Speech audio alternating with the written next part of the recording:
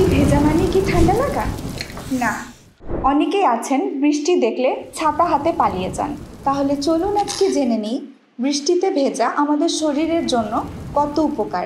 আজকে কথা বলবো বৃষ্টির পানিতে ভেজার 5টি চমৎকার উপকারিতা সম্পর্কে।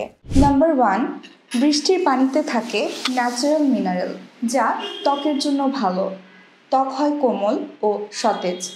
নাম্বার 2, বৃষ্টির পানিতে ভেজা শরীরের তাপমাত্রা নিয়ন্ত্রণ করে, গরমের দিনে শরীর ঠান্ডা রাখে। নাম্বার 3, বৃষ্টিতে ভেজা মানেই মন ভালো, এটি মুড রিফ্রেশ করে ও স্ট্রেস কমায়। নাম্বার 4, হালকা বৃষ্টিতে হাঁটলে রক্ত সঞ্চালন ভালো হয়, এটি আমাদের হার্টের জন্য উপকারী। নাম্বার 5, প্রকৃতির সাথে সরাসরি যোগাযোগ মানেই আপনার ইমিউন সিস্টেমের উন্নতি, আর বৃষ্টি এতে সাহায্য করে।